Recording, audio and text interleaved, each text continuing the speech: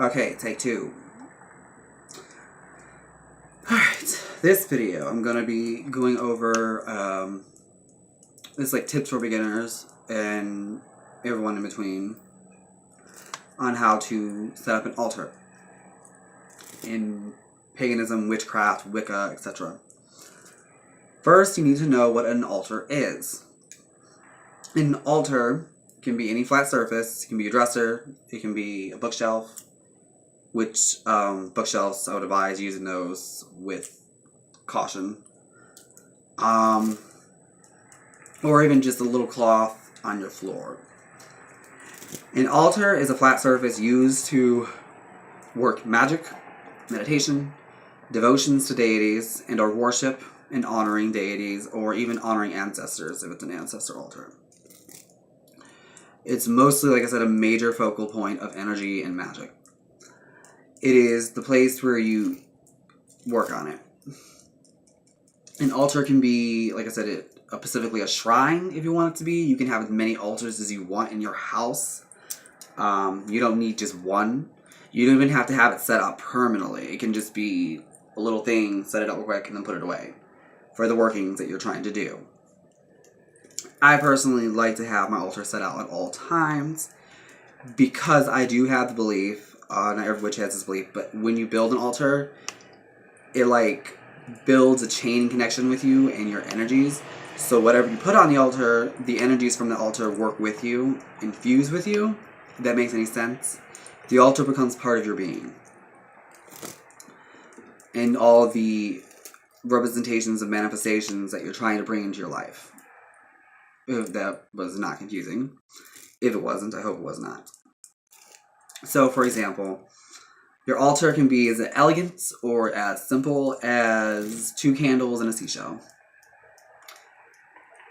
I remember when I think I'd said this before in a couple of my videos, but when I first began, I was living with my grandmother, who was religious, so I had to hide the fact that I was practicing witchcraft. All I did was I wasn't allowed to use real candles because she was absolutely freaking terrified of the house burning down. So I just had to set the candles down. I wasn't allowed to burn them. Just 2 little candles, a seashell I found from the beach, a seagull feather, a twig, and rocks that I found, which I just told her was for decoration purposes. And that was my altar. It can be very simple. I personally like mine looking a little elegant because I just do. It is not necessary, but I like it. If you want to call this elegant.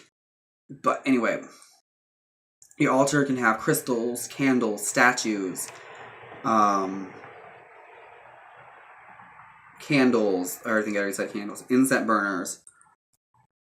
You can place herbs and jars and stuff like that. You can place oils and everything like that. You can place all these items on your altar. Anything that you're working with, magical-wise, should go on your altar. Not literally all of your tools, because if you put all your tools, your altar is going to be cluttered. You don't want clutter. You want some free space on your altar to do workings and to allow proper energy flow. Again, with that thing with the whole cleanliness. It doesn't have to be set up in any format. There's a lot of different formats for altars in witchcraft, paganism, and Wicca. There's usually the traditional, everything on the left represents female energies or goddess, and right represents male and god. Mostly that's typically in Wiccan, which is kind of how I still format mine. Everything on the left side represents feminine energies, everything on the right side represents male energies. Or sometimes I just mix it up.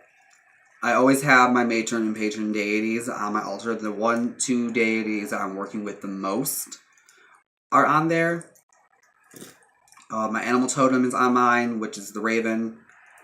I do have just multiple representations of deity. I have like a Buddha statue for God. I have a Virgin Mary to represent goddess, etc., etc.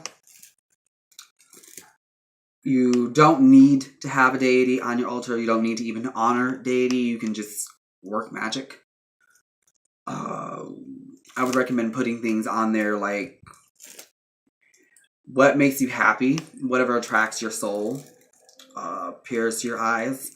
Listen to your intuition when it comes to setting up your altar. There's really no way to set up an altar a certain way, correct way. There's no such thing. It's following your intuition and your inner voice. Every witch that you meet will have a different altar setup. There will be no witch with the exact same altar setup.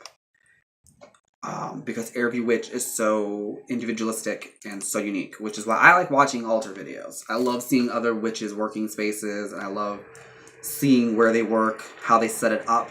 It also gives me ideas for mine sometimes and whatnot. The altar will change. It will start to grow if you have a permanent altar. It makes no sense, I know, but your altar will grow with you as you grow with your path. My altar has changed so fucking much. I have changed so many different tables, so many different cloths. Well, cloths are going to be normal because it's what they're for. They're to catch the wax and the incense and everything. But I've changed so many different surfaces to where my altar is. The tools have changed and grown, and some just gone away and everything like that. It shows different growth in your path. So anyway, besides me freaking ranting, when you get the table or the surface that you want to use, what you want to do is you're going to cleanse it. Cleanse and bless that table, which usually what you do first is smudge the table or smudge the area. The surf, whatever it is, you smudge it. And you take either Florida water, or you can just take water and salt, mix it a little bit together, and take like a clean rag and wipe it down counterclockwise, saying a prayer to like remove the negative energies. And then you just go clockwise and asking for a blessing, etc., or asking your deity or whoever you work with, spirit, to bless the table. And then I usually take like essential oil, like frankincense and myrrh, obviously diluted, or lavender or something, and I anoint that with it to bless it. And set your intentions into the altar. What it is that you're going to do with this altar or that sacred space. What are you going to do with it? Envision that. Visualize it, because that's like the major thing about witchcraft is you need to visualize. That's how magic works.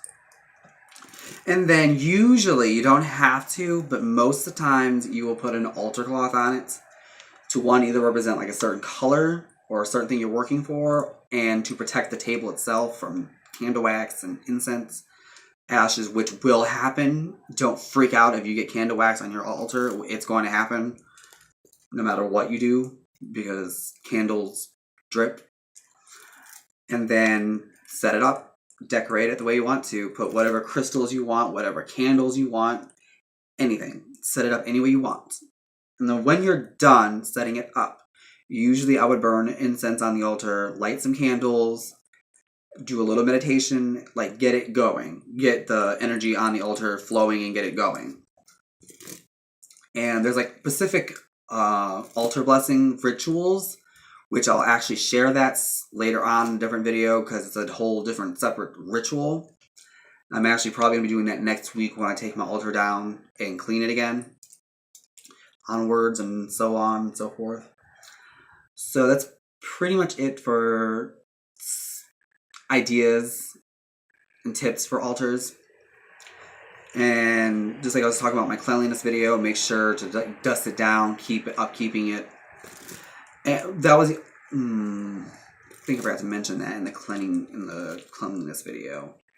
When you abandon your altar, what I mean by abandon is not attend to it, not lighting candles, not dusting it down, not feeding it. That's what the word is, feeding it. You need to feed the altar because it's kind of like a battery to a phone. You're the phone, and their altar is the battery. If you don't charge that battery, the energy is not going to be able to work properly. In my opinion, it'll stay stagnant or dormant. So, say you're trying to manifest something into your life, and you set up an altar for prosperity or something. If you don't touch that altar, you don't attend to it, you don't light the candles, you don't pray on it anymore, you just leave it there, that energy is not going to work. It's going to dissipate a little bit. So you have to constantly attend to it. Me, I like to have an altar burn, not the altar burning, but a candle lit at all times whenever I'm home. Obviously, don't do it when you're not home. Don't do that, please. Oh, when I'm home, I light a candle immediately and light some incense to keep the energy going and whatnot. That's pretty much it. I am hungry as hell. I'm gonna go eat and get something to drink because my throat's dry. Until next time, merry part and blessed be.